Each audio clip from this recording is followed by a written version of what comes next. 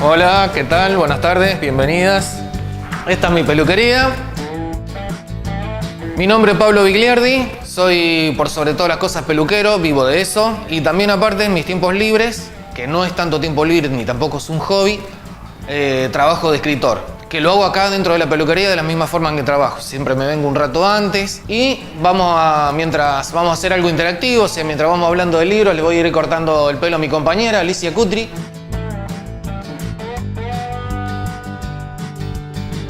Y hace 12 años que estamos acá en este local. En este local es donde empezamos con los libros, porque el lugar es extenso y tuve la suerte de que me regalaran bibliotecas completas. Una de ellas fue Susana Tealdi, una periodista bastante conocida. Cuando empecé a revisarla me di cuenta que tenía muchísima cantidad de libros repetidos. Entonces dije, ¿qué voy a hacer con todos estos libros? Y empecé a traerlos acá a la peluquería. Empezamos a intercambiar con las clientas. Entonces se creó como una especie de club del trueque. Yo publiqué el primer libro en diciembre de 2013, se llama Determinación. A razón de ese libro la gente me empezó a leer. O sea, la clienta venía y me compraba el libro, gente que no había leído nunca.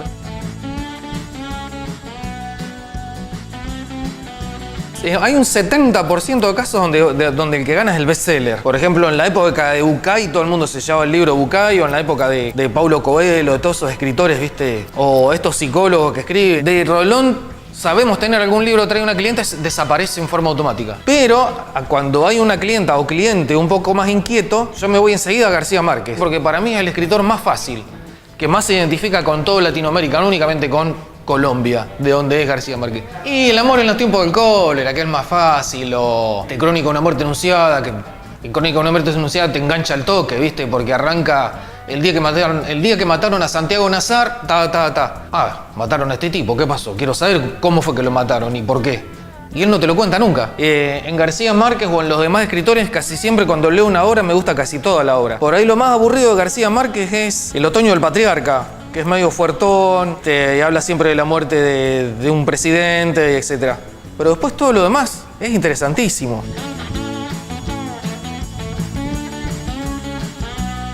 Los tipos que más me gustan a mí como escritores, Juan Rulfo, por ejemplo. Juan Rulfo. El Llano en Llamas. Borges era fanático de Llano en Llamas. Incluso Borges le dice en un momento a Rulfo, en una breve charla que tuvieron, le dice: mi abuelo en una de las guerras nunca quiso decir su nombre, su apellido. Y yo sospecho que su apellido era su nombre y apellido era Pedro Páramo. O sea, el nombre este ya no llama, perdón. De Pedro Páramo. Le dice el nombre de Pedro Páramo. Y Rulfo se emociona mucho, ¿no? Con lo que le dice, que incluso le llega a decir que yo soy un descendiente de Comala, que es el pueblo donde sucede todo lo del libro de Juan Rulfo. Uno de los libros que más me gusta. Después me gusta mucho Camus. Camus es un escritor interesantísimo. Tiene La peste y El extranjero. Para mí El extranjero vendría a ser el resumen de cualquier obra de Dostoyevsky. Hay una manera de contar un crimen muy particular que sucede y todo un juicio donde terminan matando al personaje más importante. En cambio, Dostoyevsky, en Crimen y Castigo, tiene creo que 600 páginas, cuenta casi más o menos lo mismo, digamos, un crimen y toda la culpabilidad al respecto de un crimen. De Dostoyevsky era fanático, como pueden ver, tengo casi todos los libros. Los hermanos Karamazov, Humillados y ofendidos. Una biografía completísima de Dostoyevsky, escrita por Henry Troyat. Henry Troyat es un biógrafo interesantísimo para leer, habla sobre otros escritores. Nietoshka Nesvanovna y Noches Blancas. Nietoshka Nesvanovna es una novela, o sea, una novela corta de 100 páginas, contada en primera persona por una nena, escrita por Dostoyevsky en 1870, ponele. Y después el tipo que me volvió loco de chiquito, con mi hermano, cuando éramos chicos, éramos fanáticos de la historieta. La obra completa de Corto Maltés. En un dibujo te explica más que con palabras casi todas las cosas. Es increíble, a veces resume casi todo. Los cuadros de diálogo, digamos, son muy pocos. Es el escritor más importante y más interesante de la historieta. Cuando me hago fanático de la historieta, empezamos a comprar la revista Fierro con mi hermano en el año 85, 86, hasta que se cierra la editorial en el año 90. Pasan los años, vengo acá a Rosario, pongo la peluquería y un día se viene a cortar el pelo Eduardo Rizzo. Con mi hermano habíamos leído Parque Chas y me pregunta que por qué yo tenía esto. Y dijo, no, y le digo, yo soy fanático de la historieta, me gusta mucho Rizzo. Y le nombré a Altuna, a todos los demás, o Hugo Pratt, guionistas y dibujantes, ¿no? Y me dice, yo soy Eduardo Rizzo. Digo, ¿qué va a hacer Eduardo Rizzo ¿no? Y sí, era Eduardo Rizzo. Pasó el tiempo, nos terminamos siendo muy, muy amigos, Y cuando sale mi primer libro, mi segundo libro, El Santo de Saco Viejo, con una tapa que no le gustó a él, entonces le digo, bueno, sé la voz. Entonces, bueno, la segunda edición es esta es la tapa.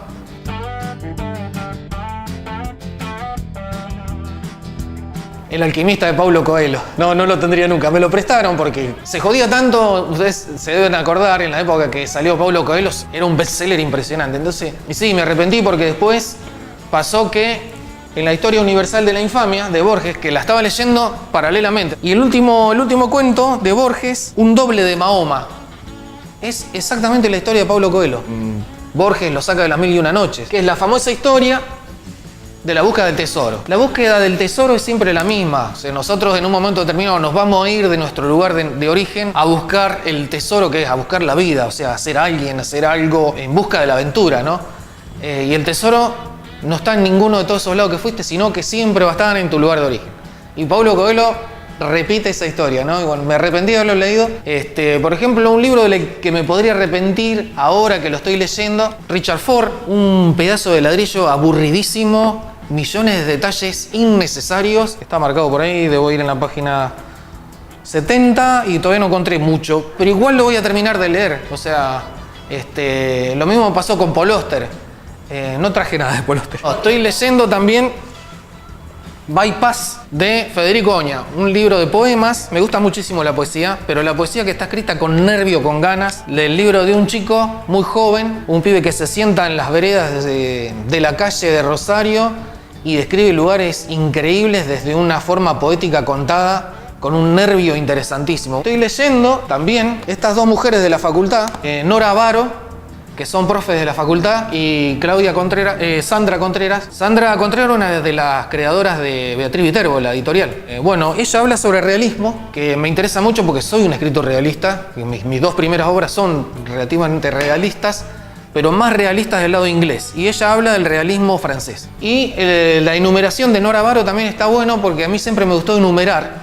Y Nora Avaro habla sobre todos los escritores que han enumerado de una forma u otra en el medio de su obra. Habla de Benesdra.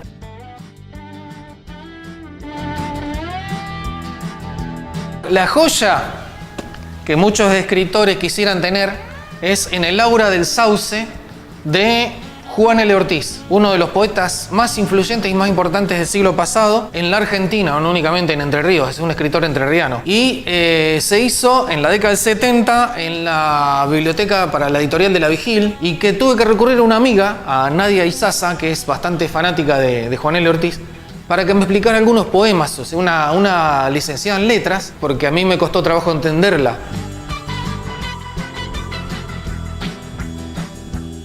Los primeros libros que recibí cuando era chiquito fueron los libros de aventura, de Sandokan en especial, y una colección completa de estos libros de la biblioteca Villiquen que me regaló mi mamá cuando, en la medida que iban pasando mis cumpleaños o el Día del Niño habrá sido. O sea, en el momento que mi mamá me lo regala, me pone una dedicatoria y el año. Feliz Día del Niño del año 1980. Y se me ocurre marcar los libros que había leído. Se ve que mi mamá me los había regalado porque hay un montón de libros marcados. Está Moby Dick, las aventuras de Sherlock Holmes, Las Mil y Una Noches.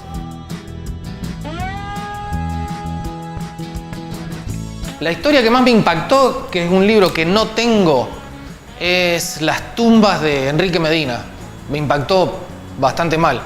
Yo tenía 11 años. Después, de hecho, se hizo una película en la década del 90. Lo fuerte de la novela, ¿no? Donde arranca entrando a una tumba. O sea, ellos tumbas le dicen a esos lugares donde metían a los chicos que las madres no los podían criar. Empieza con la violación de un nene de 8 o 9 años, que lo violan los más grandes, ¿no? Y la vida que se lleva ahí adentro, que es durísima. Peleas, riñas, ellos salen a la calle y se van haciendo cada vez más salvajes. Claro, con 11, 12 años fue un impacto muy fuerte, una vida de aventura que yo quería vivir, y estaba encerrado en un pueblo que se llamaba Saavedra, viviendo con mis padres, y mi vida aventurera siempre quiso ser eso, o sea, irme de mi casa lo más pronto posible para vivir una aventura. De hecho, a los 15 años me fui de mi casa y no volví nunca más.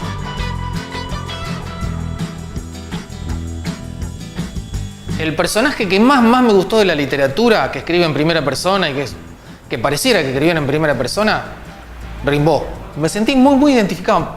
Aparte, en la etapa en que lo leí, que fue en el año 89, cuando estaba con las primeras lecturas, el poeta que más me impacta de lleno es Fernando Pessoa. Él tiene heterónimos. El heterónimo de Pessoa, en especial Álvaro de Campos, es el que más me gusta y con el que me siento muy identificado. Pese a que es alguien muerto, ¿no? Contado por Pessoa.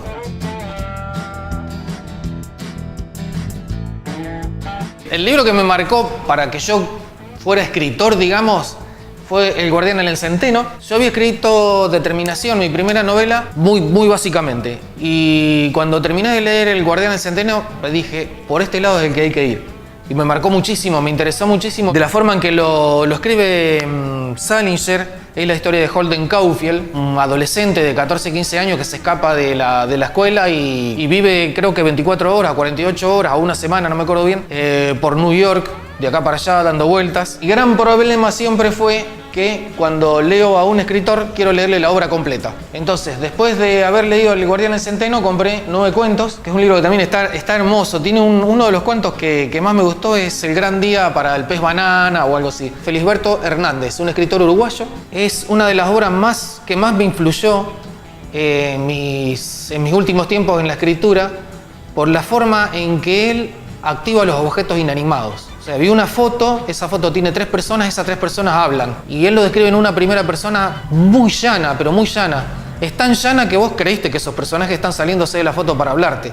Los tiempos de Clemente Collins es un pianista ciego que lo guía a un adolescente a ser mejor persona, a ser pianista, y ese joven adolescente también va a ver la decadencia de Clemente Collins. A Junichiro Tanizaki, un personaje muy premiado, que estamos hablando es contemporáneo de Borges, nació a fines del siglo XIX. La historia secreta del señor Musashi es una historia rarísima contada en una etapa donde se lo critica, le dan con el cabo del hacha, digamos, a Junichiro, porque cuenta la historia perversa del señor Musashi, que de adolescente va a ver cómo arreglan las cabezas cortadas que los samuráis lo cortaban a los guerreros. Entonces él empieza a tener una especie de perversión sexual con eso.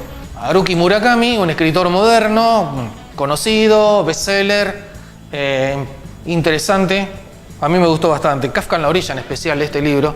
Es una lástima que Haruki Murakami quiera ser un escritor occidental, porque teniendo la riqueza de sus antepasados, él se vuelque tanto más a lo occidental. Me estoy volviendo loco con Philip Dick, ese genio fantástico. Me lo acercó un amigo y entonces me alcanzó este libro junto a muchos más de Philip Dick. Lo estoy leyendo por mi tercer libro, Rem, que tiene mucho de género fantástico, entonces me dijo, léelo. Bueno, Philip Dick es un escritor que empecé a leer hace poco. En este momento traje este solo libro, pero compré la obra completa de Dius Irae. Estoy leyéndolo, recién empiezo, no puedo decir casi nada, pero casi todas las cosas de Philip Dick pasan entre Marte y la Tierra. Por ejemplo, en Sueñan las ovejas con androides eléctricos, hace una novela sobre, la Tierra, como el típico problema de la ciencia ficción, ¿no? La Tierra explotó, quedaron viviendo un montón de gente que son los que no pudieron subir a los cabeza hueca, que le dice Philip Dick, no pudieron subir a Marte. En Marte están viviendo colonias que la están pasando bomba, y a la vez desde Marte bajan unos androides, el Nexus 6, el Nexus 7, son completamente humanos, pero adentro tienen todo el complejo de un robot. Y bueno, hay un Philip Deckard, el personaje principal de la novela, va a ir matando a todos esos androides, se dedica a eso. Y toda la trama va alrededor de eso. Es muy interesante.